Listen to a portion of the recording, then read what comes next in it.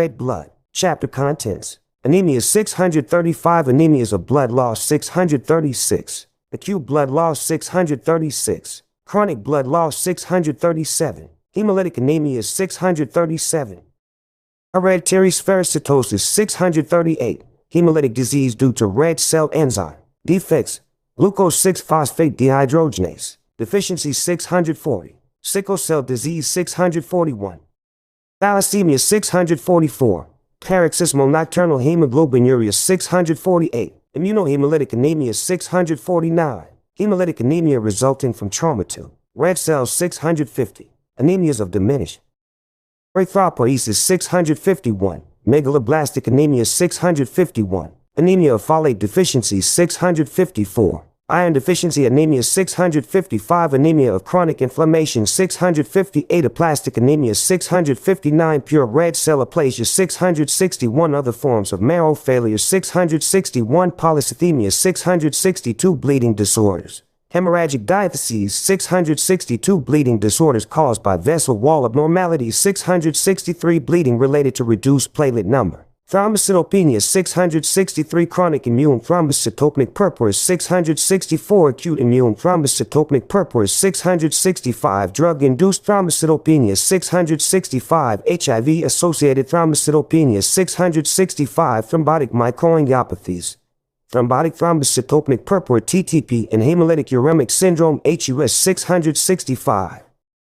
Bleeding disorders related to defective platelet function 666. Hemorrhagic diatheses related to abnormalities in clotting factors 667. Factor Roman 8. VWF complex 667. Von Willebrand disease 668. Hemophilia factor Roman 8 deficiency 668. Hemophilia B Christmas disease factor Roman 9 deficiency 669. Disseminated intravascular coagulation 669. Complications of transfusion 671. Allergic reactions 671. Hemolytic reactions 671. Transfusion-related acute lung injury 672. Infectious complications 672. In this chapter, we will first consider diseases of red cells. By far, the most common and important are the anemias, red cell deficiency states that usually have a non-neoplastic basis. We will then complete our review of blood diseases by discussing the major bleeding disorders and complications of blood transfusion. Anemias. Anemia is defined as a reduction of the total circulating red cell mass below normal limits. Anemia reduces the oxygen carrying capacity of the blood, leading to tissue hypoxia. In practice, the measurement of red cell mass is not easy, and anemia is usually diagnosed based on a reduction in the hematocrit, the ratio of packed red cells to total blood volume, and the hemoglobin concentration of the blood to levels that are below the normal range. These values correlate with the red cell mass except when there are changes in plasma volume caused by fluid retention or dehydration. There are many classifications of anemia. We will follow one based on underlying mechanisms that is presented in Table 14.1. A second clinically useful approach classifies anemia according to alterations in red cell morphology, which often point to particular causes. Morphologic characteristics that provide etiologic clues include red cell size, normocytic, microcytic, or macrocytic, degree of hemoglobinization, reflected in the color of red cells, normochromic or hypochromic, and shape. Microcytic hypochromic anemias are caused by disorders of hemoglobin synthesis, and macrocytic anemias often stem from abnormalities that impair the maturation of erythroid precursors in the bone marrow. Normochromic, normocytic anemias have diverse etiologies. In some of these anemias, characteristic abnormalities of red cell shape provide an important clue as to the cause. Red cell shape is assessed through visual inspection of peripheral smears, whereas other red cell indices are determined in clinical laboratories with special instrumentation. The most useful of these indices are as follows. Mean cell volume, the average volume of a red cell expressed in femtoliters FL. Mean cell hemoglobin, the average content mass of hemoglobin per red cell, expressed in picograms pg.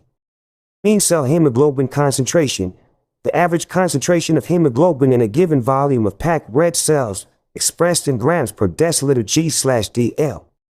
Red cell distribution width, the coefficient of variation of red cell volume is 635. 6R chaptonism 41S63 blood cell and bleeding disorders.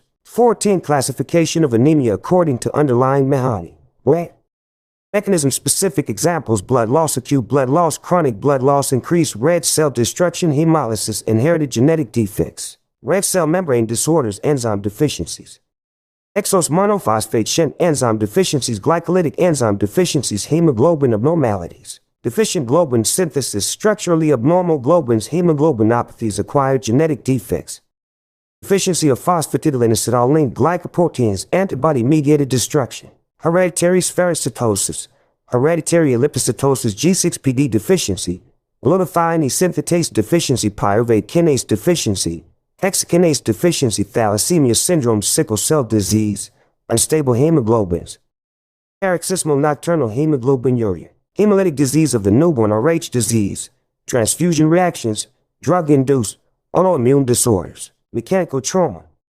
microangiopathic hemolytic anemias, hemolytic uremic syndrome, disseminated intravascular coagulation, thrombotic, thrombocytopenia purpura, cardiac traumatic hemolysis, defective cardiac valves, repetitive physical trauma, bongo drumming, marathon running, karate chopping, infections of red cells, malaria, abscessosis, toxic or chemical injury, clostridial sepsis, snake venom, lead poisoning, membrane lipid abnormalities, beta-lipoproteinemia, severe hepatocellular liver disease, sequestration, hypersplenism, decreased red cell production, inherited genetic defects, defects leading to stem cell depletion, defects affecting erythroblast maturation, nutritional deficiencies, deficiencies affecting DNA synthesis, deficiencies affecting hemoglobin synthesis, erythropoietin deficiency, immune-mediated injury of progenitors, inflammation-mediated iron sequestration, primary hematopoietic neoplasms, space-occupying marrow lesions, infections of red cell progenitors, unknown mechanisms, G6PD, glucose 6-phosphate dehydrogenase.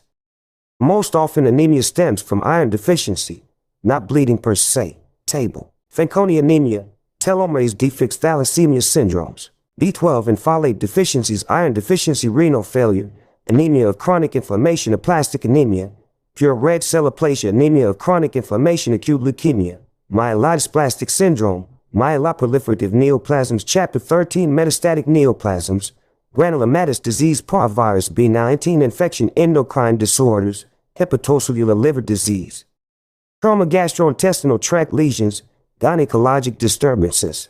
Adult reference ranges for red cell indices are shown in Table 14.2. Whatever its cause, when sufficiently severe anemia leads to manifestations related to the diminished hemoglobin and oxygen content of the blood.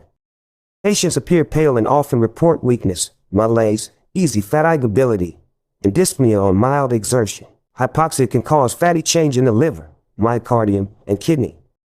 On occasion, myocardial hypoxia manifests as angina pectoris, particularly when complicated by pre-existing coronary artery disease, with acute blood loss and shock. Oliguria and anuria can develop as a result of renal hypoperfusion. Central nervous system hypoxia can cause headache, dimness of vision, and faintness. Anemias of blood loss. Acute blood loss. The effects of acute blood loss are mainly due to the loss of intravascular volume, which if massive can lead to cardiovascular collapse, shock, and death. The clinical features depend on the rate of hemorrhage and whether ECS referencio, a 6 vein, or adult measurement. Units: women, hemoglobin, G/DL12, 0, 15, 0. Hematocrit percent 33, 43. Red cell count times 106/μL3, 5, 5, 0. Red kelocyte count percent. Mean cell volume FL. Mean cell hemoglobin PG. Mean cell hemoglobin concentration G/DL. Red cell distribution width. A reference ranges vary among laboratories. The reference ranges for the laboratory providing the results should always be used in interpreting test results. A. Salmon 13, 6, 17, 2, 39, 49, 4, 3, 5, 9, 0, 5, 1, 5, 82, 96, 27, 33, 33, 37, 11, 5, 14, 5. The bleeding is external or internal. If the patient survives, the blood volume is rapidly restored by movement of water from the interstitial fluid compartment to the intravascular compartment. This fluid shift produces hemodilution and lowers the hematocrit. The resulting reduction in tissue oxygenation triggers increased secretion of erythropoietin from the kidney, which stimulates the proliferation of committed erythroid progenitors colony-forming unit, erythroid CFU, in the marrow CFig. 13.1. It takes about 5 days for the progeny of these CFU to mature and appear as newly released red cells reticulocytes in the peripheral blood. The iron in hemoglobin is recaptured if red cells extravasate into tissues, whereas bleeding into the gut or out of the body leads to iron loss and possible iron deficiency, which can hamper the restoration of normal red cell counts. Significant bleeding results in predictable changes in the blood involving not only red cells, but also white cells and platelets. If the bleeding is sufficiently massive to cause a decrease in blood pressure, the compensatory release of adrenergic hormones mobilizes granulocytes from the intravascular marginal pool and results in leukocytosis. Initially, red cells appear normal in size and color, normocytic, normochromic. However, as marrow production increases, there is a striking increase in the reticulocyte count, reticulocytosis, which reaches 10% to 15% after 7 days. Reticulocytes are larger than normal red cells and have blue-red polychromatophilic cytoplasm due to the presence of RNA, a feature that allows them to be identified in the clinical laboratory.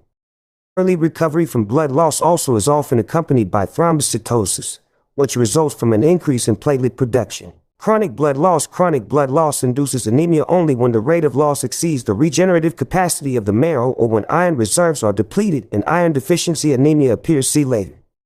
Hemolytic anemias. Hemolytic anemias share the following features: a shortened red cell lifespan below the normal 120 days, elevated erythropoietin levels, and a compensatory increase in erythropoiesis. F-buffer-real-12 ET3OSA. Accumulation of hemoglobin degradation products that are created as part of the process of red cell hemolysis. The physiologic destruction of senescent red cells takes place within macrophages, which are abundant in the spleen, liver, and bone marrow.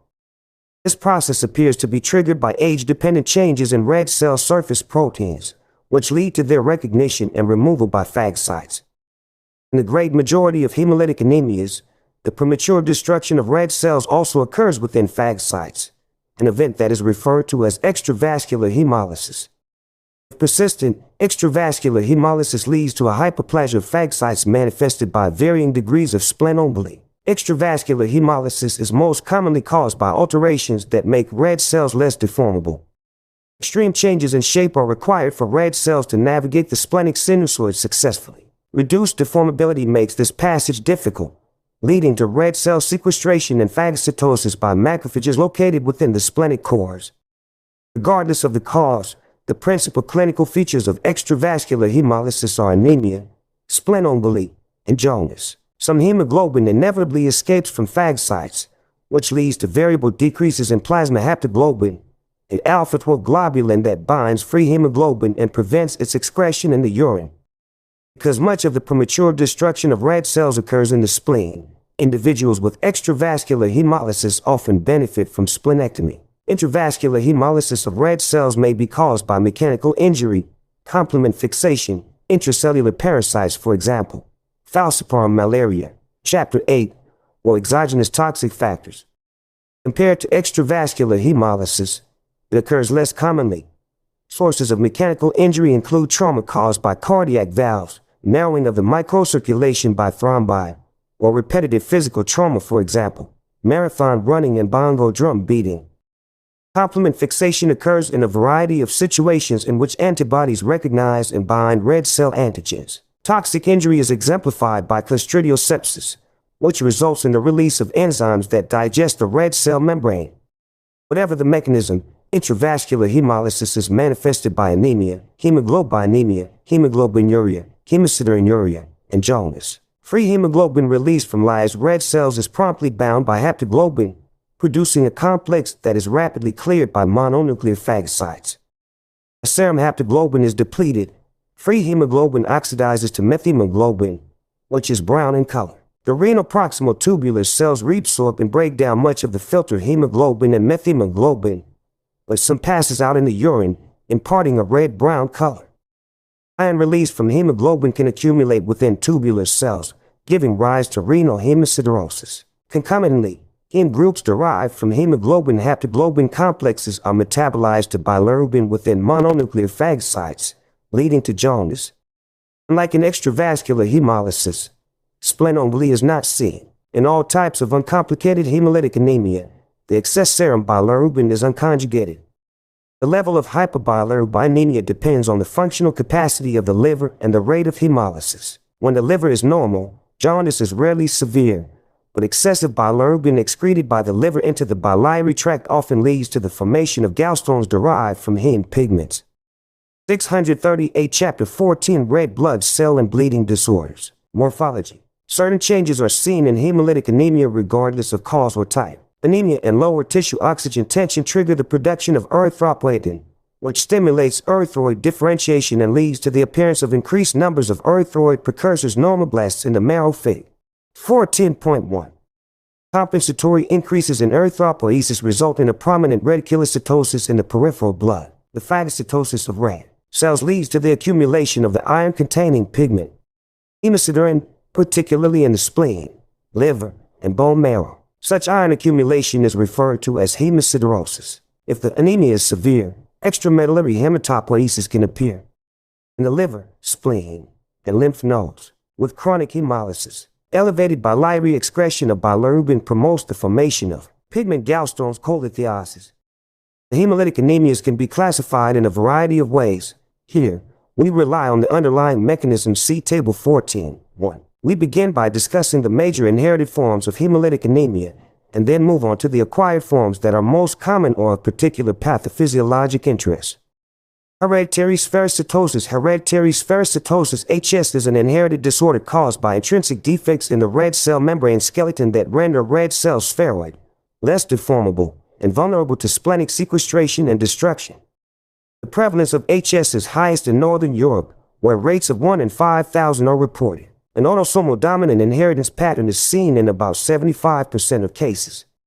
The remaining patients have a more severe form of the disease that is usually caused by the inheritance of two different defects, a state known as compound heterozygosity. Pathogenesis. The remarkable deformability and durability of the normal red cell are attributable to the physicochemical properties of its specialized membrane skeleton. Fig. 14.2, which lies.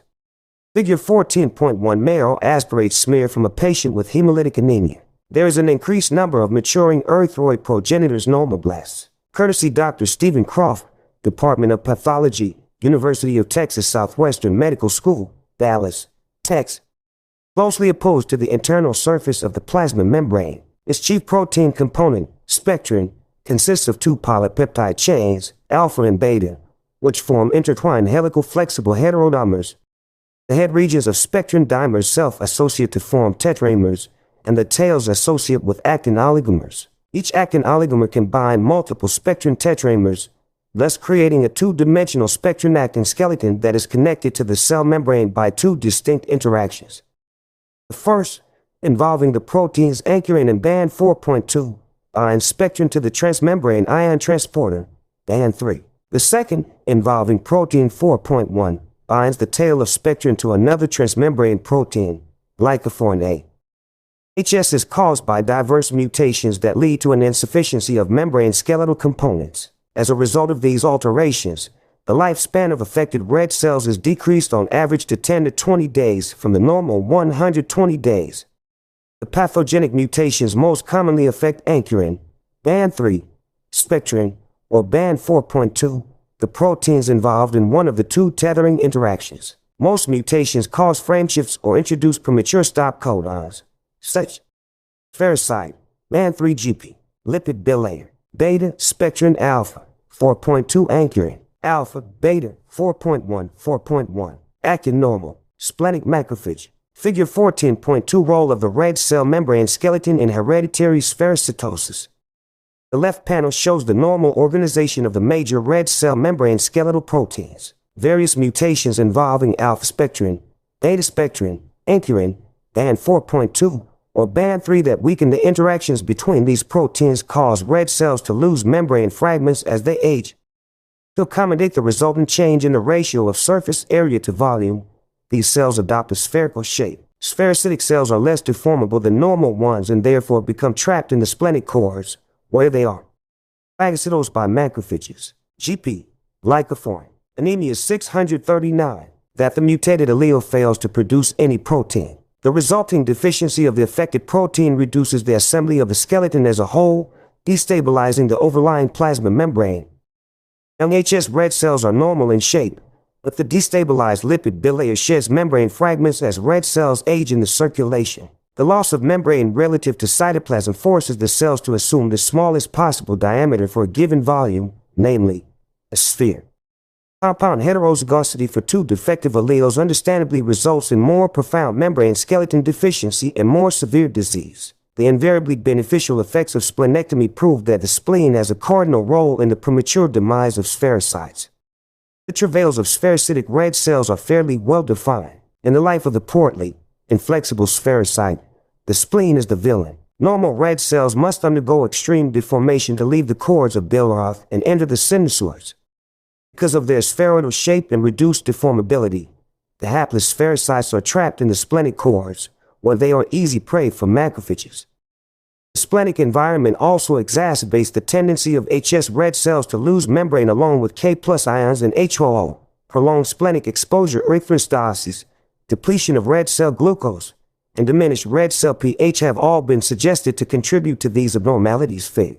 4.10.3. After splenectomy, the spherocytes persist, but the anemia is corrected. Morphology. The most specific morphologic finding is spherocytosis, apparent on smears as small, dark staining hyperchromic red cells lacking. Primary membrane. Skeletal defect. Membrane stability. Membrane loss. Surface to volume ratio. Spherocytosis deformability. Splenic trapping. Erythrostosis. Glucose pH.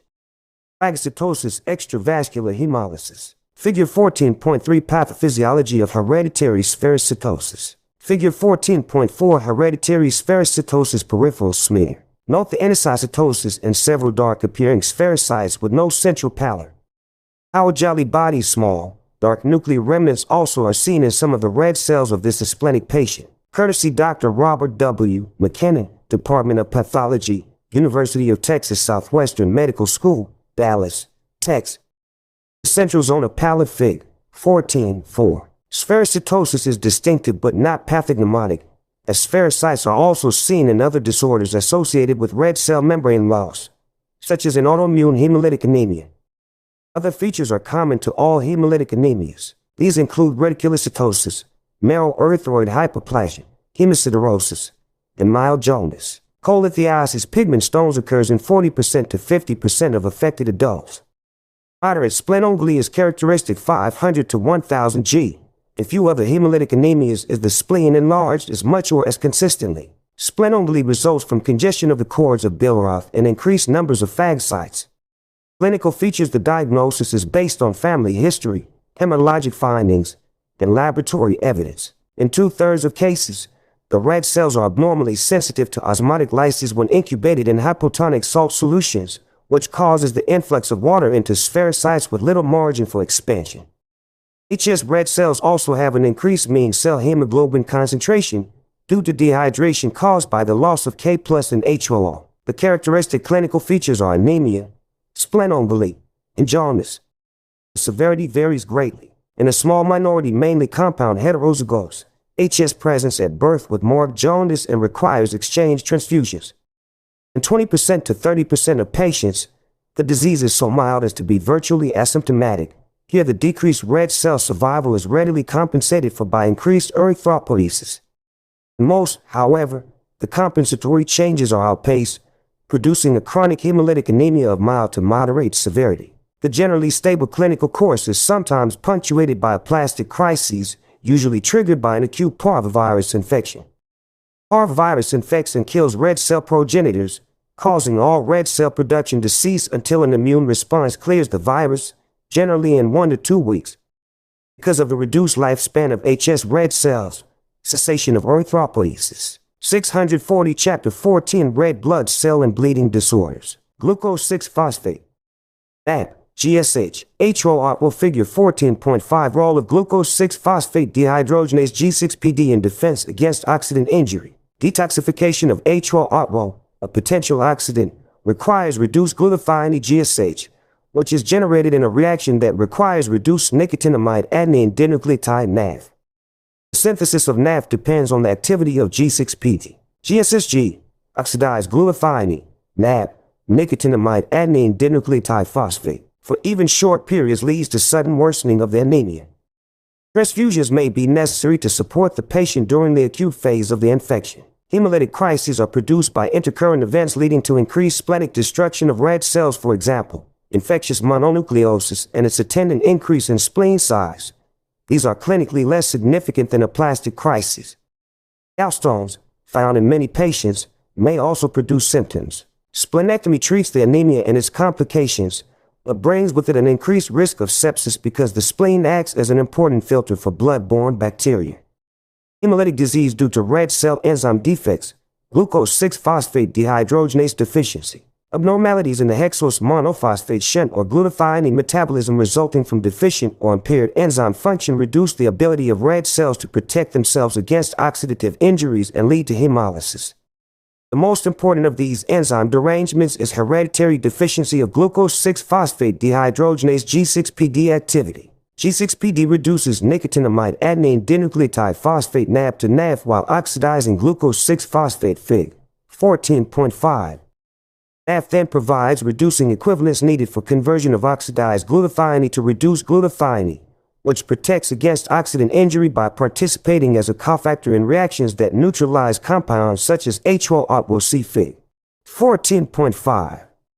G6PD deficiency is a recessive X-linked trait, placing males at much higher risk for symptomatic disease. Several hundred G6PD genetic variants exist, but most clinically significant hemolytic anemia is associated with only 2 variants, designated G6PD and G6PD Mediterranean. G6PD, glutathione reductase, glutathione peroxidase, 6-phosphogluconate, NAFGSSG, HOO, G6PD, is present in about 10% of American blacks. G6PD Mediterranean, as the name implies, is prevalent in the Middle East. The high frequency of these variants in each population is believed to stem from a protective effect against Plasmodium falciparum malaria discussed later. G6PD variants associated with hemolysis result in misfolding of the protein, making it more susceptible to proteolytic degradation. Compared with the most common normal variant, G6PDB, the half-life of G6PD is moderately reduced, whereas that of G6PD Mediterranean is more markedly abnormal. Because mature red cells do not synthesize new proteins, as red cells age, G6PD and G6PD Mediterranean enzyme activities quickly fall to levels that are inadequate to protect against oxidant stress. Thus, older red cells are much more prone to hemolysis than younger ones. The episodic hemolysis that is characteristic of G6PD deficiency is caused by exposures that generate oxidant stress. The most common triggers are infections, in which oxygen-derived free radicals are produced by activated leukocytes. Many infections can trigger hemolysis. Viral hepatitis, pneumonia, and typhoid fever are among those most likely to do so. The other important initiators are drugs and certain foods. The drugs implicated are numerous, including antimalarials, for example, primaquine and chloroquine, sulfonamides, nitrofurantoins, and others. Some drugs cause hemolysis only in individuals with the more severe Mediterranean variant. The most frequently cited food is the fava bean, which generates oxidants when metabolized.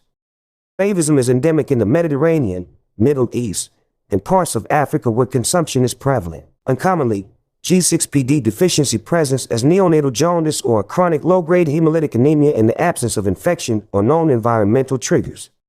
Oxidants cause both intravascular and extravascular hemolysis in G6PD deficient individuals. Exposure of G6PD deficient red cells to high levels of oxidants causes the cross-linking of reactive sulfhydryl groups on globin chains, which become denatured and form membrane-bound precipitates known as Heinz bodies. These are seen as dark inclusions within red cells stained with crystal violet Fig. 14.6. Heinz bodies can damage the membrane sufficiently to cause intravascular hemolysis. Less severe membrane damage results in decreased red cell deformability. As inclusion-bearing red cells pass through the splenic cords, macrophages pluck out the Heinz bodies. As a result of membrane damage, some of these partially devoured cells retain an abnormal shape, appearing to have a bite taken out of them. See Fig. 14.6. Other less severely damaged cells become spherocytes due to loss of membrane surface area. Both bite cells and spherocytes are trapped in splenic cords and removed by phagocytes.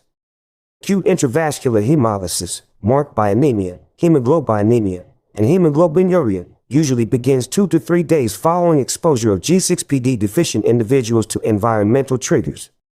Because only older red cells are at risk for lysis, the episode is self-limited, as hemolysis ceases when only younger G6PD replete red cells remain even if exposure to the trigger, for example, an offending drug, continues. The recovery phase is heralded by reticulocytosis. Because hemolytic episodes related to G6PD deficiency occur intermittently, features related to chronic hemolysis, for example, splenomegaly, cholelithiasis are absent. 641, figure 14.6 glucose 6-phosphate dehydrogenase deficiency. Effects of oxidant drug exposure, peripheral blood smear. Inset, red cells with precipitates of denatured globin Heinz bodies revealed by supravital staining. As the splenic macrophages pluck out these inclusions, white cells like the one in this smear are produced. Courtesy Dr. Robert W. McKenna, Department of Pathology, University of Texas Southwestern Medical School, Dallas, Texas. Anemias. Sickle cell disease. Sickle cell disease is a common hereditary hemoglobinopathy caused by a point mutation in beta globin that promotes the polymerization of deoxygenated hemoglobin, leading to red cell distortion, hemolytic anemia, microvascular obstruction, and ischemic tissue damage. Several hundred hemoglobinopathies caused by various mutations in globin genes are known, but only those associated with sickle cell disease are prevalent enough in the United States to merit discussion. Hemoglobin HB is a tetrameric protein composed of 2 pairs of globin chains, each with its own heme group. Normal adult red cells contain mainly HB alpha to beta 12, along with small amounts of HB or alpha to delta 12 and fetal hemoglobin HbF, alpha to gamma 12. Sickle cell disease is caused by a missense mutation in the beta globin gene that leads to the replacement of a charged glutamate residue with a hydrophobic valine residue. The abnormal physicochemical properties of the resulting sickle hemoglobin HbS are responsible for the disease. About 8% to 10% of African Americans in the United States are heterozygous for HbS, a largely asymptomatic condition known as sickle cell trait. The offspring of 2 heterozygotes has a 1 in 4 chance of being homozygous for the sickle mutation, a state that produces symptomatic sickle cell disease, which afflicts 70,000 to 100,000 individuals in the United States. In affected individuals, almost all the hemoglobin in the red cell is HbS alpha to beta 12. The high prevalence of sickle cell trait in certain African populations stems from its protective effects against falciparum malaria. Genetic studies have shown that the sickle hemoglobin mutation has arisen independently at least 6 times in areas of Africa in which falciparum malaria is endemic, providing clear evidence of strong Darwinian selection. Parasite densities are lower in infected, heterozygous HbS children than in infected, normal HbA children, and as children are significantly less likely to have severe disease or to die from malaria. Although mechanistic details are lacking, 2 scenarios to explain these observations are favored. Metabolically active intracellular parasites consume oxygen and decrease intracellular pH, both of which promote sickling of as red cells. These distorted, stiff cells may be cleared more rapidly by splenic and hepatic phagocytes, keeping parasite loads low. Sickling also impairs the formation of membrane knobs containing a protein made by the parasite called PFEMP1. These membrane knobs are implicated in adhesion of infected red cells to endothelium, which is believed to have an important pathogenic role in the most severe form of the disease, cerebral malaria.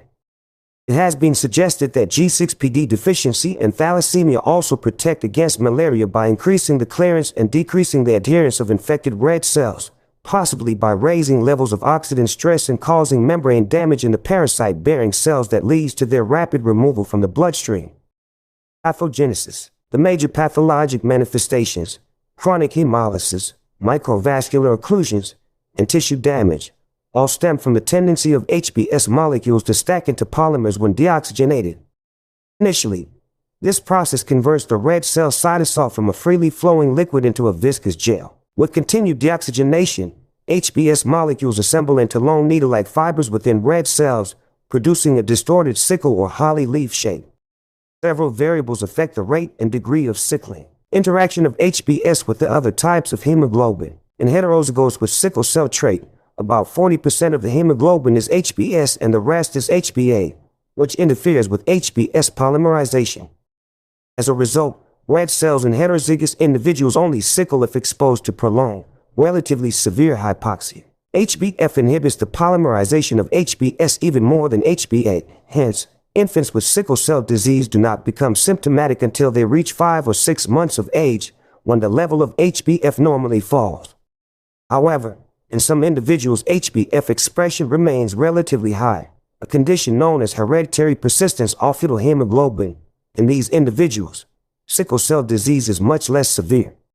Another variant, hemoglobin, HbC, also is common in regions where HbS is found. Overall, about 2% to 3% of American blacks are HbC heterozygous, and about 1 in 1,250 are compound HbS/HbC heterozygous. In HbSC red cells, the percentage of HbS is 50%, as compared with only 40% in HbS cells. Moreover, with aging, HbSC cells tend to lose salt and water and become dehydrated, an effect that increases the intracellular concentration of HbS. These factors increase the tendency for HbS to polymerize, and as a result, compound HbSC heterozygous have a symptomatic sickling disorder termed HbSC disease that is somewhat milder than sickle cell disease. Mean cell hemoglobin concentration (MCHC). Higher HbS concentrations increase the probability that aggregation and polymerization will occur during any given period of deoxygenation. Thus, intracellular dehydration, which increases the MCHC, facilitates sickling. Conversely, conditions that decrease the MCHC reduce disease. Chapter 14, Red blood cell and bleeding disorders. Severity. This occurs when an individual who is homozygous for HbS also has coexistent alpha thalassemia, which reduces Hb synthesis and leads to milder disease. Intracellular pH. A decrease in pH reduces the oxygen affinity of hemoglobin, thereby increasing the fraction of deoxygenated HbS at any given oxygen tension and augmenting the tendency for sickling. Transit time of red cells through microvascular beds. As will be discussed, much of the pathology of sickle cell disease is related to vascular occlusion caused by sickling within microvascular beds. Transit times in most normal microvascular beds are too short for significant aggregation of deoxygenated HbS to occur, and as a result, sickling is confined to microvascular beds with slow transit times. Blood flow is sluggish in the normal spleen and bone marrow, which are prominently affected in sickle cell disease, and also in vascular beds that are inflamed. The movement of blood through inflamed tissues is slow because of the adhesion of leukocytes to activated endothelial cells and the transudation of fluid through leaky vessels. As a result, inflamed vascular beds are prone to sickling and occlusion. Sickling causes cumulative damage to red cells through several mechanisms. As HbS polymers grow, they herniate through the membrane skeleton and project from the cell unsheathed only by the lipid bilayer. This severe derangement in membrane structure causes an influx of Ca+ ions, which induce the cross-linking of membrane proteins and activate an ion channel that leads to the efflux of K+ and HOO. As a result, with repeated sickling episodes, red cells become dehydrated, dense, and rigid. Fig. 4.10.7. Eventually, the most severely damaged cells are converted to non-deformable, irreversibly sickled cells that retain a sickle shape even when fully oxygenated. The severity of the hemolysis correlates with the percentage of irreversibly sickled cells, which are rapidly sequestered and removed by mononuclear phagocytes extravascular hemolysis. Sickled red cells are also mechanically fragile, leading to some intravascular hemolysis as well. The pathogenesis of the microvascular occlusions, which are responsible for the most serious clinical features, is far less certain. Microvascular occlusions are not related to the number of irreversibly sickled cells, but instead may be dependent on more subtle red cell membrane damage and local factors, such as inflammation or vasoconstriction, that tend to slow or arrest the movement of red cells through microvascular beds. See Fig. 14.7. As mentioned earlier, sickle red cells express higher than normal levels of adhesion molecules and are sticky. Mediators released from granulocytes during inflammatory reactions upregulate the expression of adhesion molecules on endothelial cells. Chapter 3, and further enhance the tendency for sickle red cells to arrest during transit through the microvasculature. The stagnation of red cells within inflamed vascular beds results in extended exposure to low oxygen tension, sickling, and vascular obstruction. Once started, it is easy to envision how a vicious cycle of sickling, obstruction, hypoxia, and more sickling ensues. Depletion of nitric oxide No also may play a part in the vascular occlusions. Free hemoglobin released from live sickle red cells can bind and inactivate No, a potent vasodilator and inhibitor of platelet aggregation. This in turn may lead to increased vascular tone narrowing, hemolysis, GSC, GTC, HbA, microvascular occlusion, irreversibly sickled cell, point mutation, extensive membrane damage, deoxygenation, prolonged transit times, GTC, GSC, HBS, RBC, deoxygenation, capital plus, oxygenation, cell-wall dehydration and membrane damage. Figure 14.7 Pathophysiology of sickle cell disease. HbA, hemoglobin A, HbS, hemoglobin S, RBC, red blood cell, of vessels and enhanced platelet aggregation, both of which may contribute to red cell stasis, sickling, and in some instances thrombosis. Morphology. In sickle cell anemia, the peripheral blood demonstrates variable numbers of irreversibly sickled cells, reticulocytosis, and target cells, which result from red cell dehydration. Fig. 14.8. Our jolly body's small nuclear remnants also are present in red cells due to a spleen. You see later that bone marrow is hyperplastic as a result of a compensatory erythroid hyperplasia. Marked expansion of the marrow leads to bone resorption and secondary new bone formation, producing prominent cheekbones and changes in the skull that resemble a crooked on radiographic studies. Extramedullary hematopoiesis may also appear. The increased breakdown of hemoglobin may cause hyperbilirubinemia and formation of pigment gallstones. In early childhood, the spleen is enlarged up to 500 G by red pulp congestion caused by the trapping of sickled red cells in the cords and sinuses. Fig. 14.9. With time, however, chronic erythrostasis leads to splenic infarction, fibrosis, and progressive shrinkage, so that by adolescence or early adulthood only a small nubbin of fibrous splenic tissue is left, a process called autosplenectomy. Fig. 14.10. Infarctions caused by vascular occlusions may occur in many other tissues as well, including the bones, brain, kidney, liver, retina, and pulmonary vessels, the latter sometimes producing cor pulmonale. In adult patients, vascular stagnation in subcutaneous tissues often leads to leg ulcers. This complication is rare in children. 642. K plus HOO, additional cycles of deoxygenation. 643. A. BB figure 14.8 sickle cell disease peripheral blood smear. A low magnification shows irreversibly sickled cells as well as target cells in red cell anisocytosis and poikilocytosis. The high magnification shows an irreversibly sickled cell in the center. Courtesy Dr. Robert W. McKinnon, Department of Pathology, University of Texas Southwestern Medical School, Dallas, Texas. Figure 14.9. A spleen in sickle cell disease. Low power. Red pulp cords and sinusoids are markedly congested. Between the congested areas, pale areas of fibrosis resulting from ischemic damage are evident. Under high power, splenic sinusoids are dilated and filled with sickled red cells. Courtesy Dr. Darren Worthween, Department of Pathology, University of Texas Southwestern Medical School, Dallas, Texas. Clinical features. Sickle cell disease causes a moderately severe hemolytic anemia, hematocrit 18% to 30% associated with reticulocytosis, hyperbilirubinemia, and the presence of irreversibly sickled cells. This course is punctuated by a variety of crises. Vaso-occlusive crises, also called pain crises, or episodes of hypoxic injury and infarction that cause severe pain in the affected region. Although infection, dehydration, and acidosis, all of which favors sickling, may act as triggers, in most instances no predisposing cause is identified. The most commonly involved sites are the bones, lungs, liver, brain, spleen, and penis. In children, painful bone crises are extremely common and often difficult to distinguish from acute osteomyelitis. These frequently manifest as the hand-foot syndrome or dactylitis of the bones of the hands and feet. Acute chest syndrome is a particularly dangerous type of vaso-occlusive crisis involving the lungs that typically presents with fever, cough, chest pain, and pulmonary infiltrates. Pulmonary inflammation such as may be induced by an infection may cause blood flow to become sluggish and spleen-like, leading to sickling and vaso-occlusion.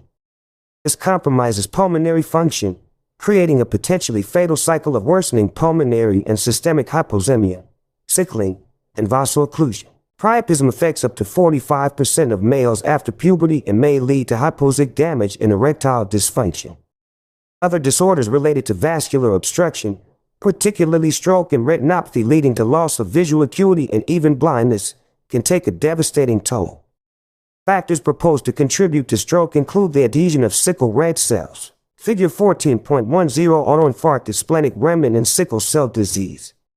Courtesy Doctors Dennis Burns and Darren Worthween, Department of Pathology, University of Texas Southwestern Medical School, Dallas, Tex, Anemias. 644 Chapter 14 Red blood cell and bleeding disorders. So arteriovascular endothelium and vasoconstriction caused by the depletion of no-by-free hemoglobin. Although occlusive crises are the most common cause of patient morbidity and mortality, several other acute events complicate the course.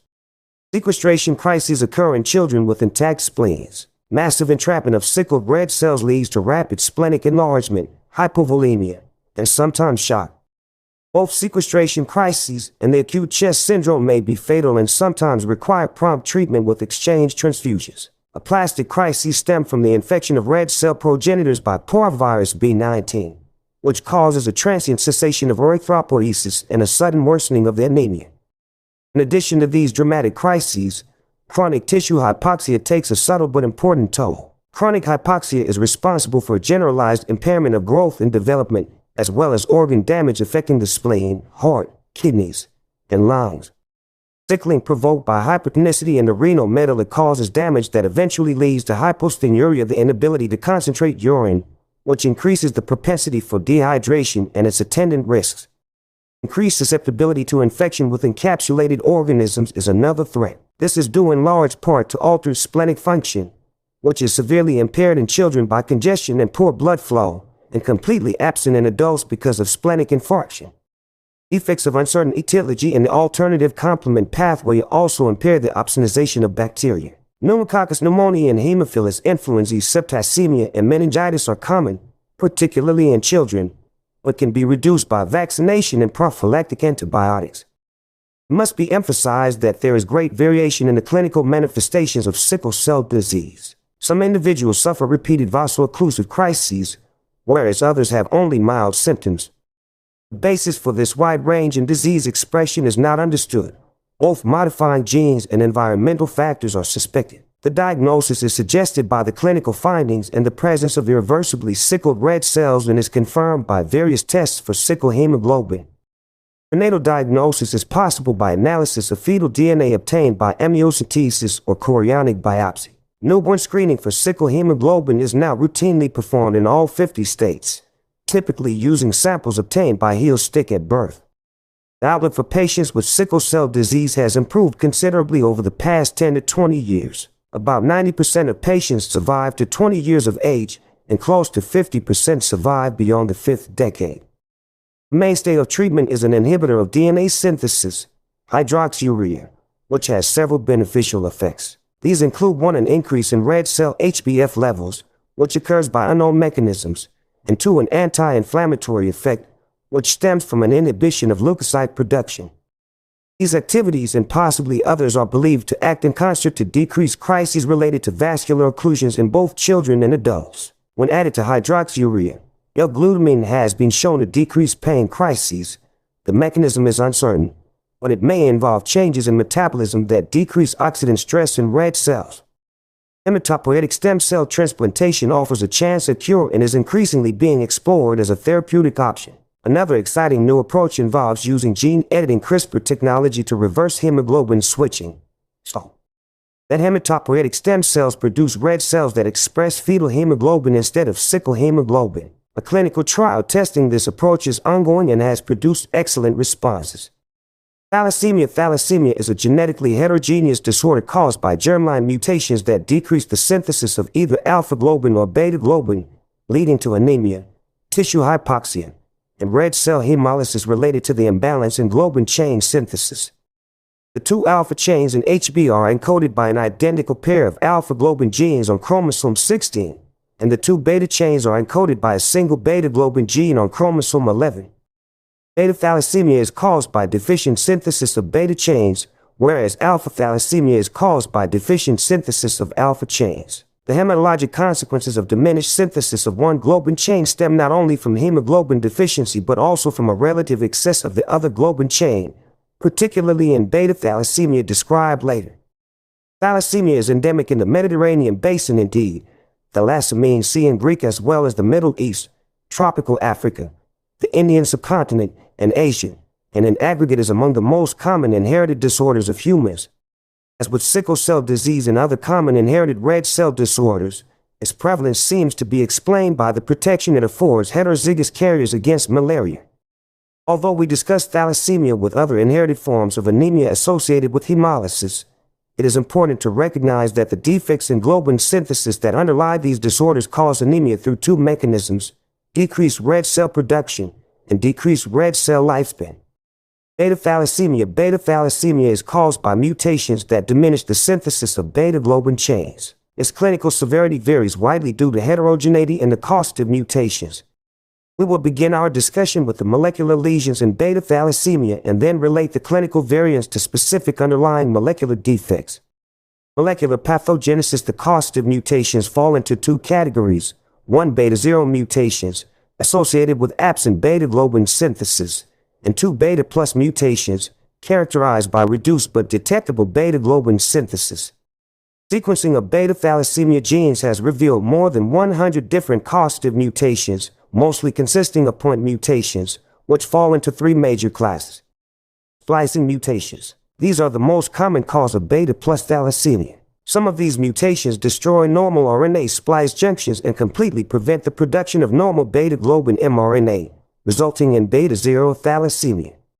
Others create an ectopic splice site within an intron. Because the flanking normal splice site remains, both normal and abnormal splicing occurs and some normal beta globin mRNA is made, resulting in beta-plus thalassemia.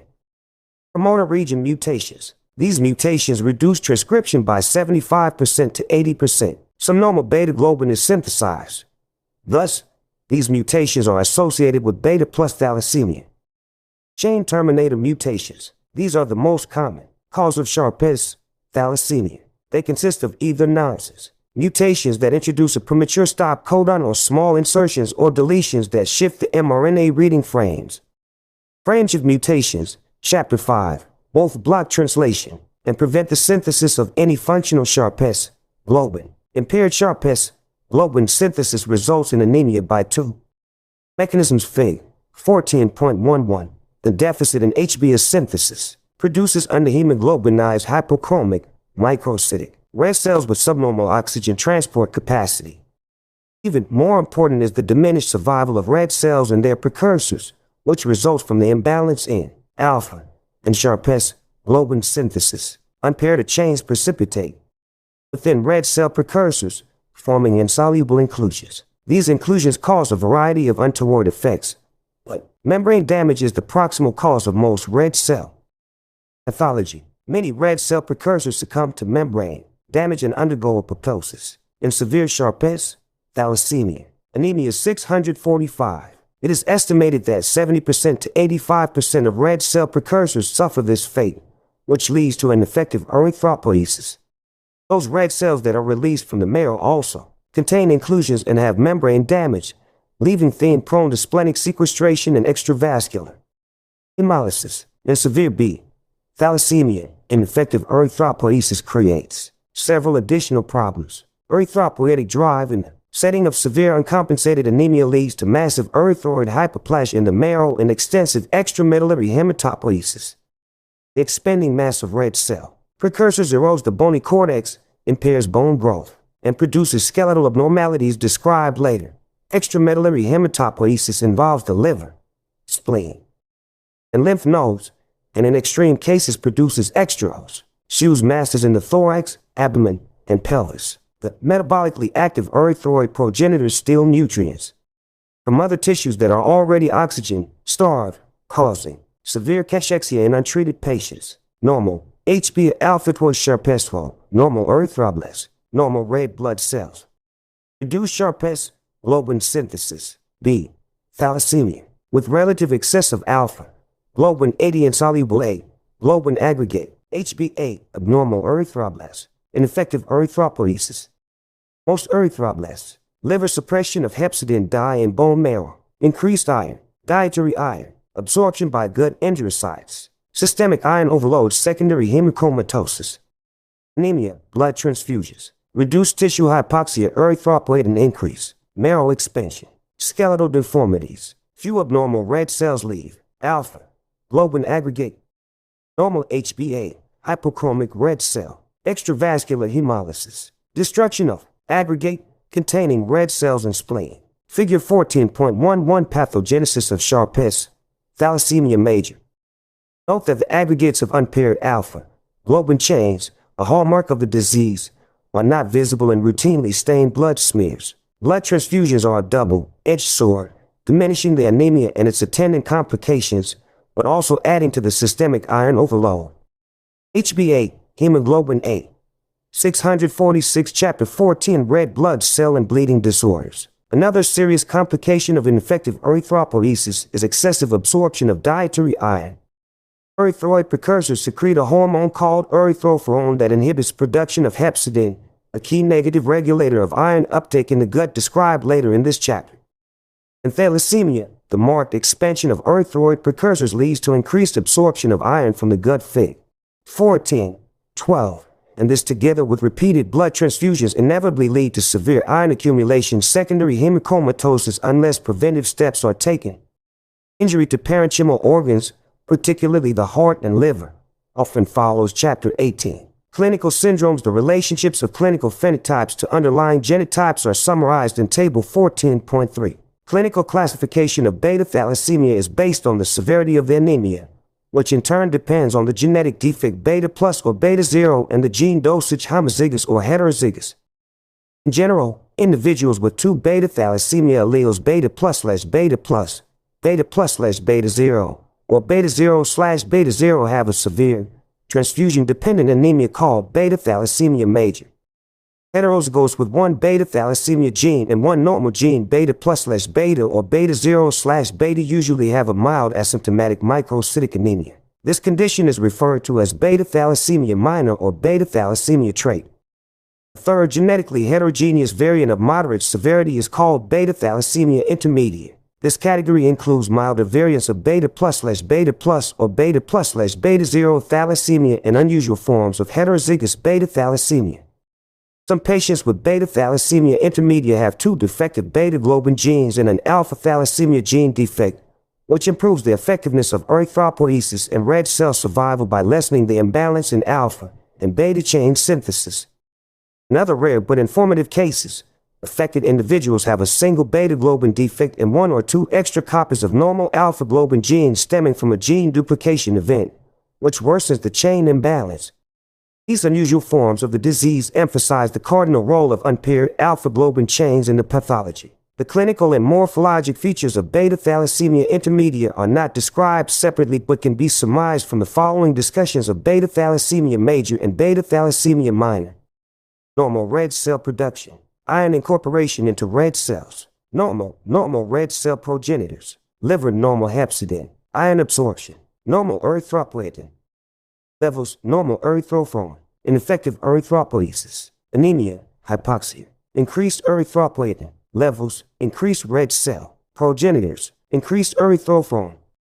Liver reduced. Ionization due to defective red cell production. Decreased hepcidin. Increased iron absorption. Iron overload. Figure 14.12 Mechanism of iron overload due to ineffective hematopoiesis.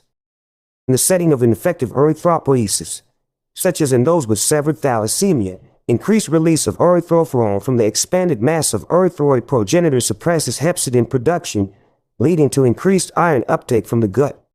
Table 14.3 in Genetic Classification of Thalassemia Clinical Syndrome Genotype beta thalassemia major, beta thalassemia intermediate, homozygous beta thalassemia beta 0/beta 0, beta plus/beta plus, beta 0/beta plus, variable beta 0/beta plus, beta plus/beta plus, beta 0/beta, beta plus/beta, beta thalassemia minor, heterozygous beta thalassemia beta 0/beta, beta plus/beta, alpha thalassemia silent carrier, /alpha alpha thalassemia trait, /alpha Asian, /alpha Black African Asian /alpha HBH disease hydrops fetalis / clinical features severe requires blood transfusions severe but does not require regular blood transfusions asymptomatic with mild or absent anemia red cell abnormalities seen asymptomatic no red cell abnormality asymptomatic like beta thalassemia minor severe resembles beta thalassemia intermediate lethal in utero without transfusions clinical molecular genetics mainly point mutations that lead to defects in the transcription splicing or translation of beta globin mRNA mainly gene deletions 647 beta thalassemia major beta thalassemia major is most common in Mediterranean countries parts of Africa and Southeast Asia in the United States the incidence is highest in immigrants from these areas. The anemia manifests 6 to 9 months after birth as hemoglobin synthesis switches from HbF to HbA. In untransfused patients, hemoglobin levels are 3 to 6 G/DL.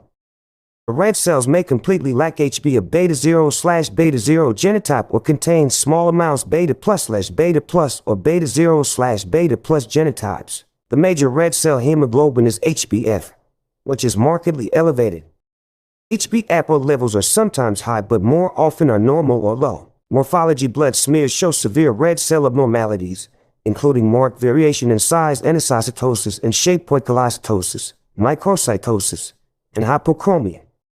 Target cells so called because hemoglobin collects in the center of the cell, acyphilic stippling, and fragmented red cells also are common. Inclusions of aggregated alpha chains are efficiently removed by the spleen and not easily seen. The reticulocyte count is elevated, but is lower than expected for the severity of anemia because of ineffective erythropoiesis. Variable numbers of poorly hemoglobinized nucleated red cell precursors normoblasts are seen in the peripheral blood as a result of stress erythropoiesis and abnormal release of red cell precursors from sites of extramedullary hematopoiesis. Other major alterations involve the bone marrow and spleen. In untransfused patients, there is a striking expansion of hematopoietically active marrow. In the bones of the face and skull, the burgeoning marrow erodes existing cortical bone and induces new bone formation, giving rise to a crooked appearance on radiographic studies Fig. 14.13. Both phagocyte hyperplasia and extramedullary hematopoiesis contribute to enlargement of the spleen, which can weigh as much as 1,500 g. The liver and the lymph nodes also may be enlarged by extramedullary hematopoiesis. Hemosiderosis and secondary hemochromatosis, the two manifestations of iron overload chapter 18, inevitably occur unless chelation therapy is given. The deposited iron often damages organs, most notably the heart, liver, and pancreas. Beta thalassemia minor. Beta thalassemia minor is much more common than beta thalassemia major and understandably affects the same ethnic groups. Most patients are heterozygous carriers of a beta+ or beta-0 allele. These patients are usually asymptomatic. Anemia, if present, is mild. The peripheral blood smear typically shows hypochromia, microcytosis, acyphilic stippling, and target cells. Mild erythroid hyperplasia is seen in the bone marrow. Hemoglobin electrophoresis usually reveals an increase in HbAPO or alpha with delta to 4% to 8% of the total hemoglobin normal, 5% plus or minus 0.3%, reflecting an elevated ratio of delta chain to beta chain synthesis. HbF levels are generally normal or occasionally slightly increased. Recognition of beta thalassemia trait is important for two reasons. One, it may be mistaken for iron deficiency, and two, it has implications for genetic counseling. Iron deficiency, the most common cause of microcytic anemia, can usually be excluded by measurement of serum iron, total iron binding capacity, and serum ferritin. See the iron deficiency anemia section later in this chapter. The increase in HbAPO is diagnostically useful, particularly in individuals such as women of childbearing age who are at high risk of iron deficiency. Alpha thalassemia is caused by inherited deletions that result in reduced or absent synthesis of alpha globin chains. Normal individuals have 4 alpha globin genes, and the severity of alpha thalassemia depends on how many alpha globin genes are affected. As in beta thalassemias, the anemia stems both from inadequate hemoglobin synthesis and the presence of excess unpaired beta, gamma, and delta globin chains, which vary in type at different ages. In newborns with alpha thalassemia, excess unpaired gamma globin chains form gamma for tetramers known as hemoglobin bars, whereas in older children and adults excess beta globin chains form beta for tetramers known as HBH. Because free beta and gamma chains are more soluble than free alpha chains and form fairly stable homotramers, hemolysis and infective erythropoiesis are less severe than in beta thalassemia. A variety of molecular lesions give rise to alpha thalassemia, but gene deletion is the most common cause of reduced alpha chain synthesis. The clinical course of beta thalassemia major is brief unless blood transfusions are given. Untreated children suffer from growth retardation and die at an early age from the effects of anemia. In those who survive long enough, the cheekbones and other bony prominences are enlarged and distorted. Hepatosplenomegaly due to extramedullary hematopoiesis is usually present. Although blood transfusions improve the anemia and suppress complications related to excessive erythropoiesis, they lead to complications of their own. Cardiac disease resulting from progressive iron overload and secondary hemochromatosis Chapter 18 is an important cause of death, particularly in heavily transfused patients who must be treated with iron chelators to prevent this complication. With transfusions and iron chelation, survival into the third decade is possible, but the overall outlook remains guarded. Hematopoietic stem cell transplantation is the only therapy offering a cure and is being used increasingly. Prenatal diagnosis is possible by molecular analysis of DNA. Anemias. Figure 14.13 beta thalassemia major. X-ray film of the skull showing new bone formation on the outer table, producing perpendicular radiations resembling a crooked. Courtesy Dr. Jack Reynolds, Department of Radiology, University of Texas Southwestern Medical School, Dallas, Texas. 648 Chapter 14 Red blood cell and bleeding disorders. Clinical syndromes. The clinical syndromes are determined and classified by the number of alpha globin genes that are deleted. Each of the 4 alpha globin genes normally contributes 25% of the total alpha globin chains.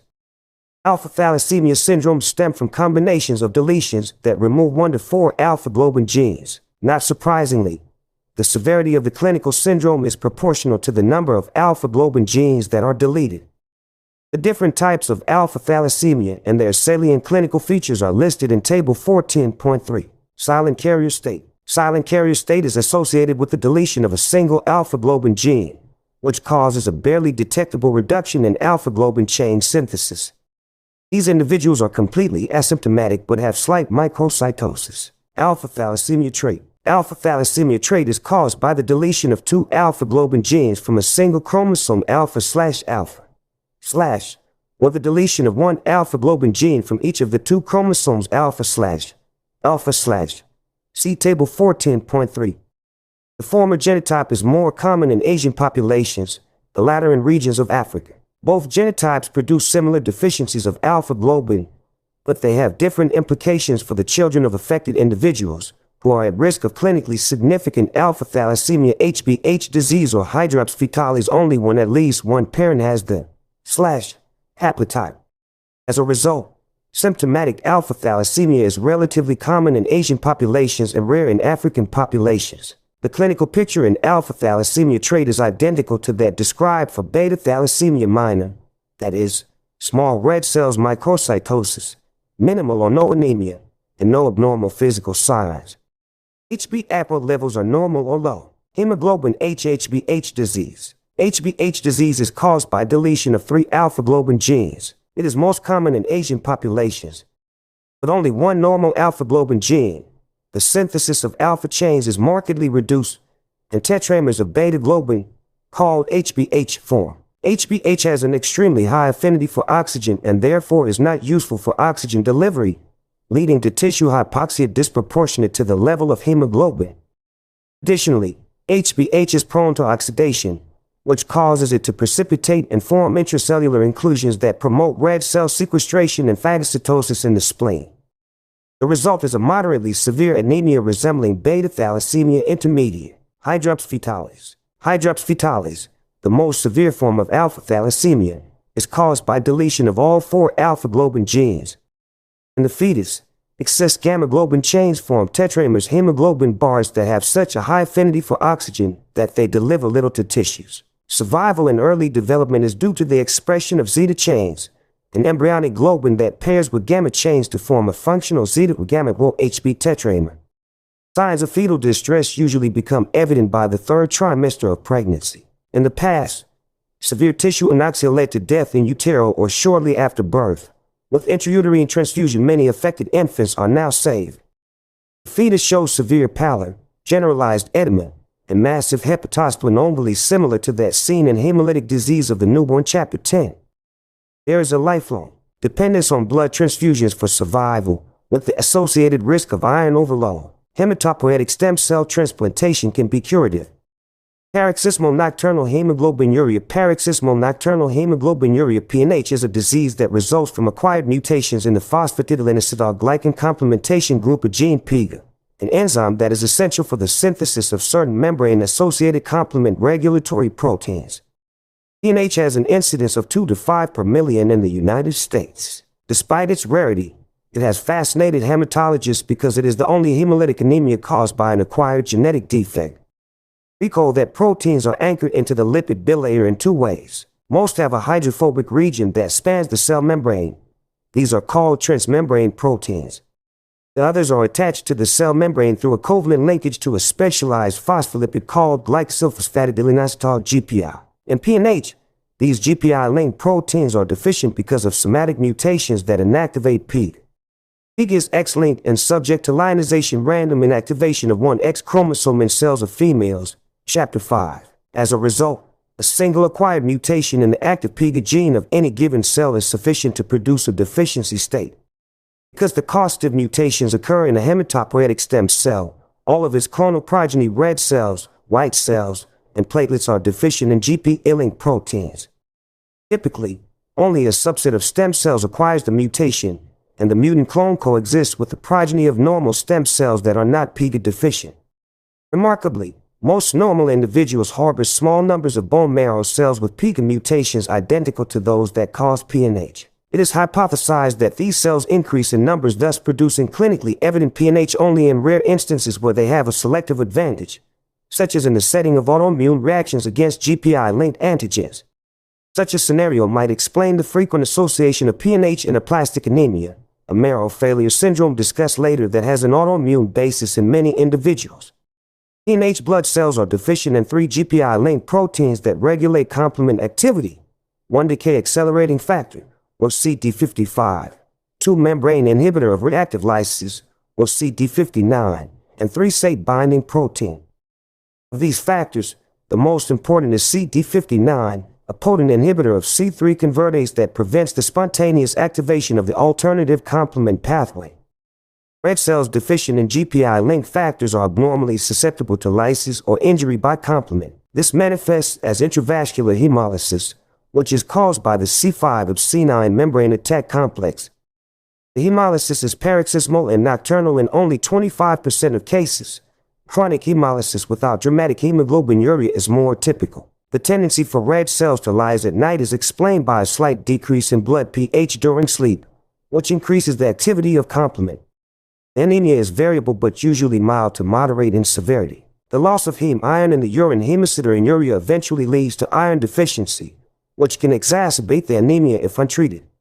Thrombosis is the leading cause of disease-related death in individuals with PNH. About 40% of patients suffer from venous thrombosis, often involving the hepatic portal, or anemia. 649, CD59, CD55, CD55A. Figure 14.14. Paroxysmal nocturnal hemoglobinuria (PNH). A flow cytogram of blood from a normal individual shows that the red cells express 2-phosphatidylacetylglycan PIG-linked membrane proteins, CD55 and CD59, on their surfaces. The flow cytogram of blood from a patient with PNH shows a population of red cells that is deficient in both CD55 and CD59. As is typical of PNH, a second population of CD55 plus CD59 plus red cells that is derived from residual normal hematopoietic stem cells also is present. Courtesy Dr. Scott Roddick, Department of Pathology, Brigham and Women's Hospital, Boston, Mass. Cerebral veins. How complement activation leads to thrombosis in patients with PNH is not clear. The absorption of NO by free hemoglobin discussed in the sickle cell disease section earlier in this chapter may be one contributing factor.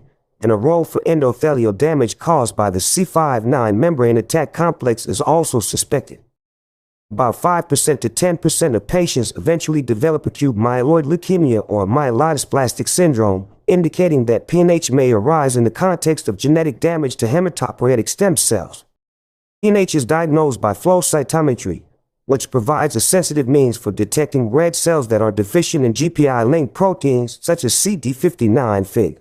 14.14. The cardinal role of complement activation in PNH pathogenesis has been proven by therapeutic use of a monoclonal antibody called eculizumab that prevents the conversion of C5 to C5e.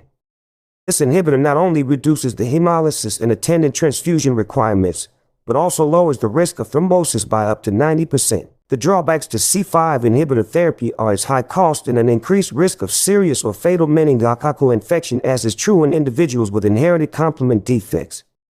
Immunosuppressive drugs are sometimes beneficial for those with evidence of marroaplasia. The only cure is hematopoietic stem cell transplantation. Immunohemolytic anemia is caused by antibodies that recognize red cells and lead to their premature destruction. Although these disorders are commonly referred to as autoimmune hemolytic anemias, the designation immunohemolytic anemia is preferred because the immune reaction is initiated in some instances by an ingested drug. Immunohemolytic anemia can be classified based on the characteristics of the responsible antibody, Table 14.4. The diagnosis of immunohemolytic anemia requires the detection of antibodies and/or complement on red cells from the patient. This is done using the direct Coombs antiglobulin test, in which the patient's red cells are mixed with serum-containing antibodies that are specific for human immunoglobulin or complement. If either immunoglobulin or complement is present on the surface of the red cells, the antibodies cause agglutination, which is appreciated visually as clumping. In the indirect Coombs antiglobulin test, CD59B, the patient's serum is tested for its ability to agglutinate commercially available red cells bearing particular defined antigens. This test is used to characterize the antigen target and temperature dependence of the responsible antibody. Quantitative immunologic tests to measure such antibodies directly also are available. Form antibody type. This form constitutes approximately 80% of cases of immunohemolytic anemia. It is caused by antibodies that bind stably to red cells at 37 degrees C. About 50% of cases are idiopathic primary. Others are related to a predisposing condition, see Table 14. 4 or exposure to a drug. Most causative antibodies are of the Ig class. Less commonly, IgA antibodies are the culprits. The red cell hemolysis is mostly extravascular. Ig-coated red cells bind to Fc receptors on phagocytes, which remove red cell membrane during partial phagocytosis. As in hereditary spherocytosis, the loss of membrane converts the red cells to spherocytes, which are sequestered and destroyed in the spleen. Moderate splenomegaly due to hyperplasia of splenic phagocytes is usually seen. As with other autoimmune disorders, the cause of primary immunohemolytic anemia is unknown. In cases that are idiopathic, the antibodies are directed against red cell surface proteins, often components of the Rh blood group complex. In drug-induced cases, two mechanisms have been described. Antigenic drugs. In this setting, hemolysis usually follows large, intravenous doses of the offending drug and occurs 1 to 2 weeks after therapy is initiated. These drugs, exemplified by penicillin and cephalosporins, bind to the red cell membrane and create a new antigenic determinant that is recognized by antibodies. The responsible antibodies sometimes fix complement and cause intravascular hemolysis, but more often they act as opsonins that promote extravascular hemolysis within phagocytes. Tolerance-breaking drugs. These drugs, of which the antihypertensive agent alpha-methyl-dopa is the prototype, break tolerance in some unknown manner that leads to the production of antibodies against red cell antigens, particularly the Rh blood group antigens. About 10% of patients taking alpha-methyl-dopa develop autoantibodies, as assessed by the direct Coombs test, and roughly 1% develop clinically significant hemolysis.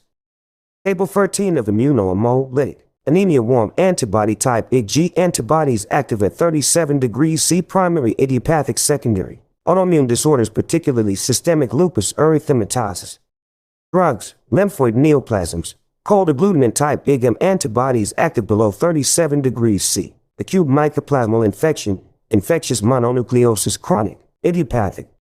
Lymphoid neoplasms, cold hemolysin type Ig antibodies active below 37 degrees C. Rare. Occurs mainly in children following viral infections. Classification 650. Chapter 14. Red blood cell and bleeding disorders. Treatment of warm antibody immunohemolytic anemia centers on the removal of initiating factors, i.e., drugs. When this is not feasible, immunosuppressive drugs and splenectomy are the mainstays. Cold agglutinin type.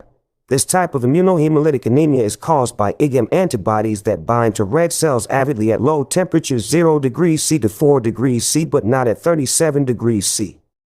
It accounts for 15% to 20% of cases. Cold agglutinin antibodies sometimes appear transiently following certain infections, such as with Mycoplasma pneumoniae, Epstein-Barr virus, Cytomegalovirus virus, influenza virus, and human immunodeficiency virus (HIV).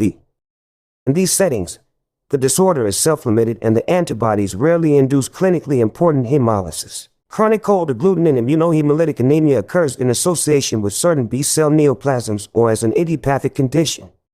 Clinical symptoms result from binding of IgM to red cells in vascular beds where the temperature may fall below 30 degrees C, such as in exposed fingers, toes, and ears. IgM binding agglutinates red cells and fixes complement rapidly. As the blood recirculates and warms, IgM is released, usually before complement-mediated hemolysis can occur. Therefore, intravascular hemolysis is usually not seen. However, the transient interaction with IgM is sufficient to deposit sublytic quantities of C3, an excellent opsonate, which leads to the removal of red cells by phagocytes in the spleen, liver, and bone marrow. Extravascular hemolysis. The hemolysis is of variable severity. Vascular obstruction caused by agglutinated red cells may produce pallor, cyanosis, and Raynaud phenomenon. Chapter 11. In parts of the body that are exposed to cold temperatures. Chronic cold agglutinin immunohemolytic anemia caused by IgM antibodies may be difficult to treat. The best approach, when possible, is avoidance of cold temperatures. Cold hemolysin type. Cold hemolysins are autoantibodies responsible for an unusual entity known as paroxysmal cold hemoglobinuria. This rare disorder may cause substantial, sometimes fatal, intravascular hemolysis and hemoglobinuria. The autoantibodies are IgS that bind to the P blood group antigen on the red cell surface in cool, peripheral regions of the body. Complement-mediated lysis occurs when the cells recirculate to the body's warm core, where the complement cascade functions more efficiently. Most cases are seen in children following viral infections. In this setting, the disorder is transient, and most of those affected recover within 1 month.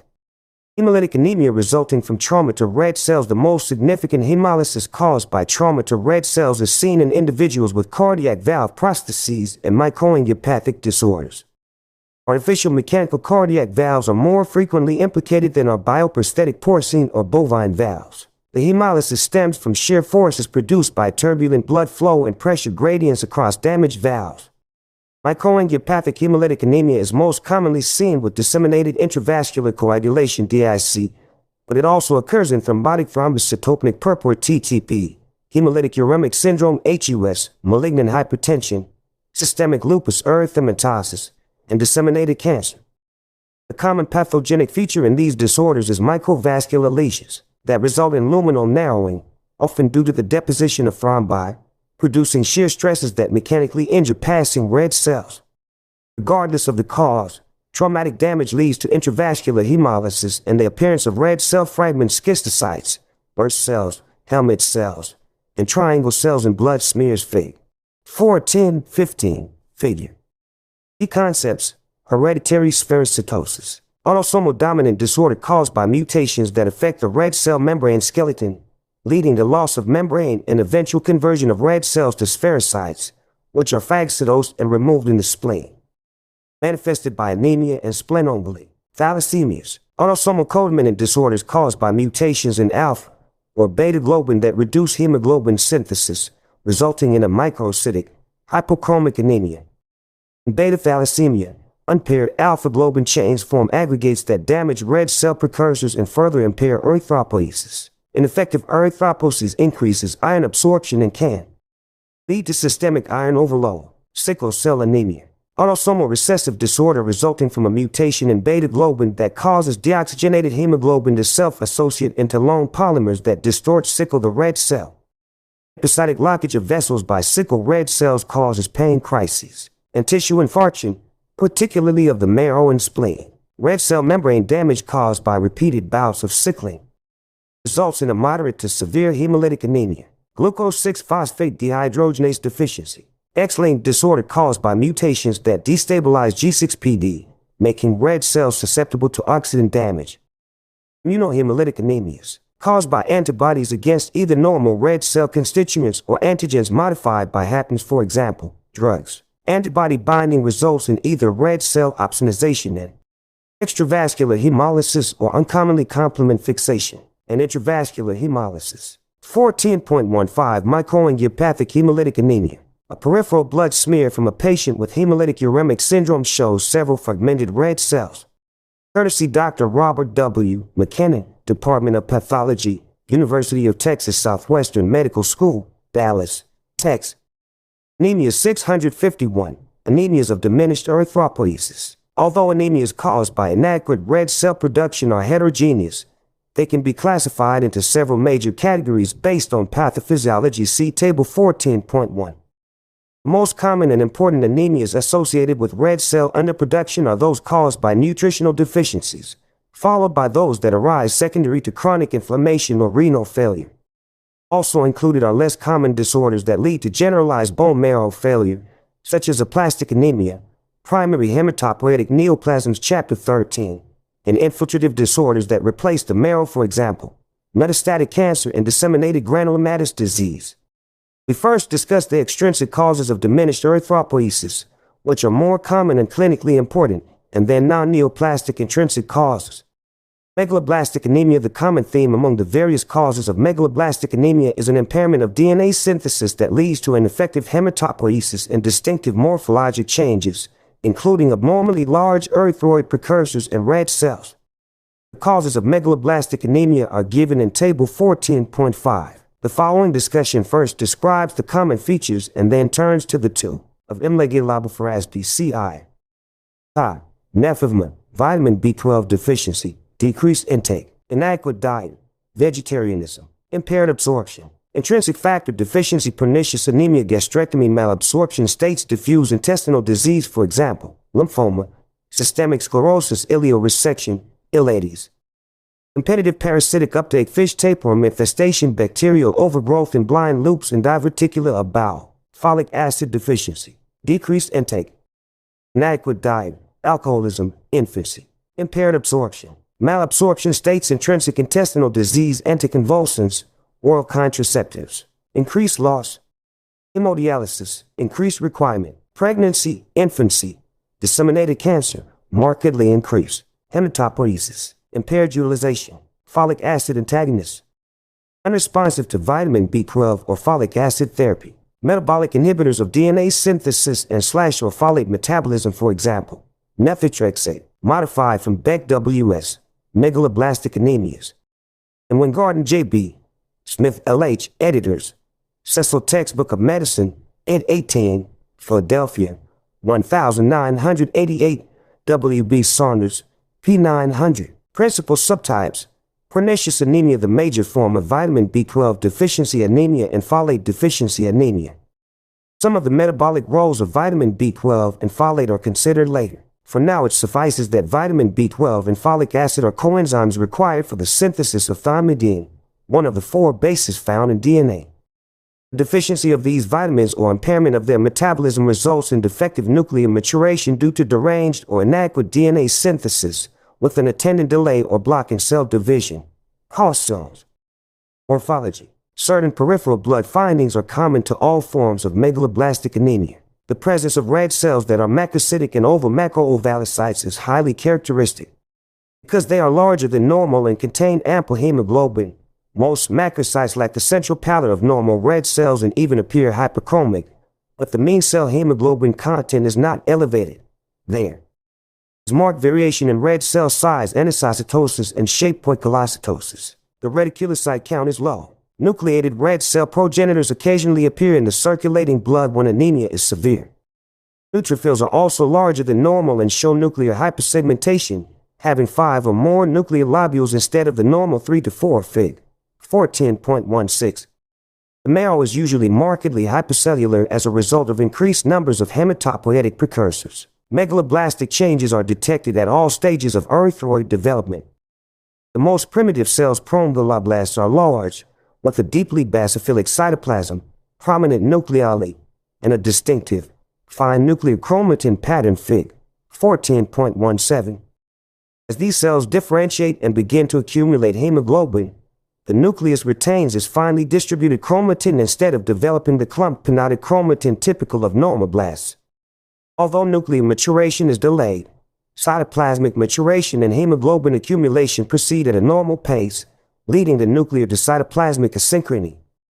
Because DNA synthesis is impaired in all proliferating cells, granulocytic precursors also display dysmaturation in the form of giant metamyelocytes and band forms.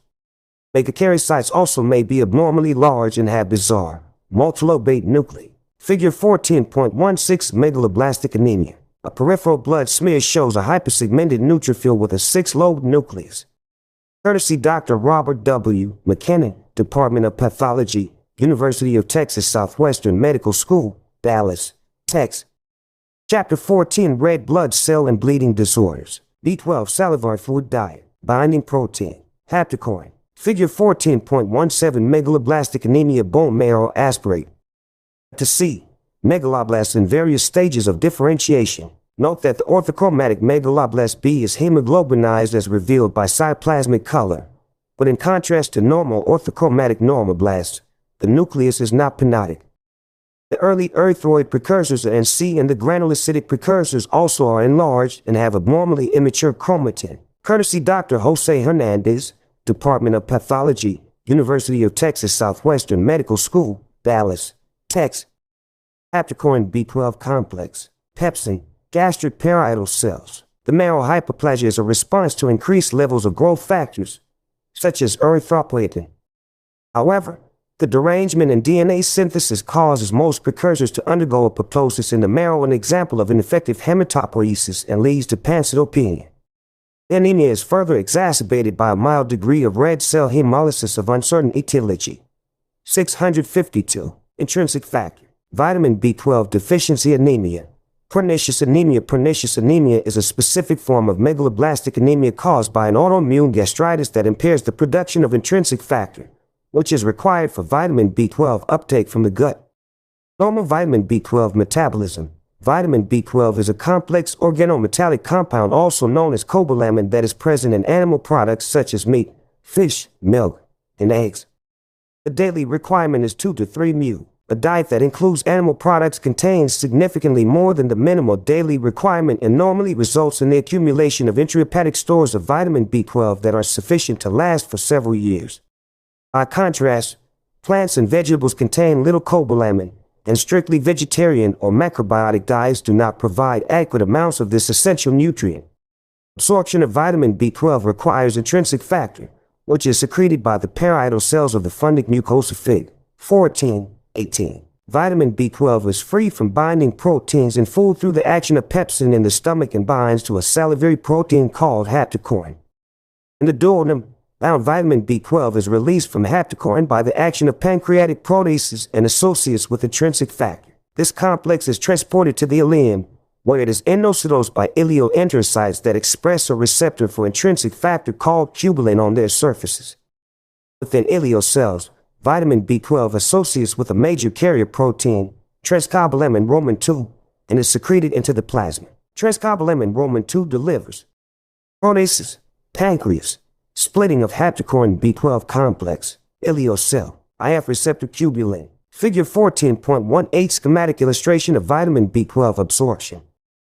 Intrinsic factor, haptocorin, tubulin, see text, IF B12 complex, ileum, portal vein. Transcobalamin Roman II. Anemia 653. Vitamin B12 to the liver and other cells of the body, including rapidly proliferating cells in the bone marrow and the gastrointestinal tract. In addition to this major pathway, oral B12 can also be absorbed, albeit inefficiently, by passive diffusion, making it feasible to treat pernicious anemia with high doses of oral vitamin B12. Biochemical functions of vitamin B12. Only 2 reactions in humans are known to require vitamin B12. In 1, methylcobalamin serves as an essential cofactor in the conversion of homocysteine to methionine by methionine synthase Fig. 14.19. In the process, methylcobalamin yields a methyl group that is recovered from N5-methyltetrahydrofolic acid N5-methyl-FH4, the principal form of folic acid in plasma. In the same reaction, N5-methyl-FH4 is converted to tetrahydrofolic acid FH4. FH4 is crucial because it is required through its derivative N510-methylene FH4 for the conversion of deoxyuridine monophosphate DUMP to deoxythymidine monophosphate DTMP, a building block for DNA. It is postulated that impaired DNA synthesis in vitamin B12 deficiency stems from the reduced availability of FH4, most of which is trapped as N5-methyl-FH4. The FH4 deficit may be exacerbated by an internal deficiency of metabolically active polyglutamylated forms of FH4. This stems from a requirement for vitamin B12 in the synthesis of methionine, which contributes a carbon group that is needed in the metabolic reactions that create folate polyglutamates Fig. 14.20. Whatever the mechanism, lack of folate is the proximate cause of anemia and vitamin B12 deficiency, as the anemia improves following the administration of folic acid. The neurologic complications associated with vitamin B12 deficiency are more enigmatic because they are not improved and may actually be worsened by folate administration. The other known reaction that depends on vitamin B12 is the isomerization of methylmalonyl coenzyme to succinyl coenzyme by the enzyme methylmalonyl coenzyme mutase, which requires adenosylcobalamin. Deficiency of vitamin B12 thus leads to increased plasma and urine levels of methylmalonic acid. Interruption of this DUMP N510 methylene FH4DN at TMP. Thymidylate synthetase FH4 methyl CBl homocysteine methionine synthase N5 methyl FH4 CBl methionine. Figure 14.19 relationship of N5 methyl FH4 methionine synthase and thymidylate synthetase. In cobalamin CBl deficiency, folate is sequestered as N5 methyl FH4. This ultimately deprives thymidylate synthetase of its folate coenzyme N510 methylene FH4, thereby impairing DNA synthesis. DTMP, deoxythymidine monophosphate, DUMP, deoxyuridine monophosphate, FH4, tetrahydrofolic acid. 1 carbon fragments derived from serine, Phi-glu. FH4 derivatives 1 carbon donor pool. FH4 1 carbon acceptor. Figure 14.20 role of folate derivatives in the transfer of 1 carbon fragments for synthesis of biologic macromolecules. DTMP, deoxythymidine monophosphate, FH4, tetrahydrofolic acid, FHO, dihydrofolic acid, Phi-glu, form aminoglutamate. Reaction and the consequent buildup of methylmalonate and propionate, a precursor, could lead to the formation and incorporation of abnormal fatty acids into neuronal lipids. It has been suggested that this biochemical abnormality predisposes to myelin breakdown, producing subacute combined degeneration of the spinal cord, Chapter 28. However, where individuals with hereditary deficiencies of methylmalonyl coenzyme mutase do not suffer from these abnormalities, casting doubt on this explanation. Pernicious anemia incidence. Although somewhat more prevalent in Scandinavian and other Caucasian populations, pernicious anemia occurs in all racial groups, including people of African descent and Hispanics. It is a disease of older adults. The median age at diagnosis is 60 years, and it is rare in people younger than 30 years of age. A genetic predisposition is strongly suspected, but no definable genetic pattern of transmission has been discerned. As described later, many affected individuals have a tendency to form antibodies against multiple self-antigens. Pathogenesis pernicious anemia is believed to result from an autoimmune attack on the gastric mucosa. Histologically, there is a chronic atrophic gastritis marked by a loss of parietal cells, a prominent infiltrate of lymphocytes and plasma cells, and megaloblastic changes in mucosal cells similar to those found in erythroid precursors. 3 types of autoantibodies are present in many, but not all, patients. About 75% of patients have a type I antibody that blocks the binding of vitamin B12 to intrinsic factor. Type I antibodies are found in both plasma and gastric juice. Type Roman II antibodies prevent binding of the intrinsic factor, vitamin B12 complex, and also are present in a large proportion of patients with pernicious anemia. Both type I and type Roman II antibodies are found in plasma and gastric juice. Type Roman III antibodies are present in 85% to 90% of patients and recognize the alpha and beta subunits of the gastric proton pump, a component of the microvilli of the canalicular system of the gastric parietal cell. Type Roman III antibodies are not specific, as they are found in as many as 50% of older adults with idiopathic chronic gastritis. 1 carbon fragments used in synthesis of PTMP, purines, methionine, FHO. Chapter 14 Red blood cell and bleeding disorders. Autoantibodies are of diagnostic utility, but are not thought to be the primary cause of the gastric pathology. Rather, it seems that an autoreactive T-cell response initiates gastric mucosal injury and triggers the formation of autoantibodies. When the mass of intrinsic factor secreting cells falls below a threshold and reserves of stored vitamin B12 are depleted, anemia develops. Notably, pernicious anemia also is associated with other autoimmune disorders, particularly autoimmune thyroiditis and adrenalitis, suggesting that it arises in individuals with a predisposition to develop autoimmunity. Vitamin B12 deficiency also may arise from causes other than pernicious anemia. Most of these impair absorption of the vitamin at one of the steps outlined earlier, see Table 14.5. The chlorhydria and loss of pepsin secretion, which occurs in some older adults. Vitamin B12 is not readily released from proteins in food. With gastrectomy, intrinsic factor is lost. With insufficiency of the exocrine pancreas, vitamin B12 cannot be released from haptocorine vitamin B12 complexes. Ileoresection or diffuse ileal disease may prevent adequate absorption of intrinsic factor, vitamin B12 complex. Certain tapeworms, particularly those acquired by eating raw fish, compete with the host for B12 and can induce a deficiency state. In some settings, such as pregnancy, hypothyroidism, disseminated cancer, and chronic infection, an increased demand for vitamin B12 may produce a relative deficiency, even with normal absorption. Morphology. The findings in the bone marrow and blood in pernicious anemia are similar to those described earlier for other forms of megaloblastic anemia. The stomach typically shows diffuse chronic gastritis, Chapter 17. The most characteristic alteration is funded gland atrophy, affecting both chief cells and parietal cells, the latter being virtually absent. The glandular epithelium is replaced by mucus-secreting goblet cells that resemble those lining the large intestine, a form of metaplasia referred to as intestinalization.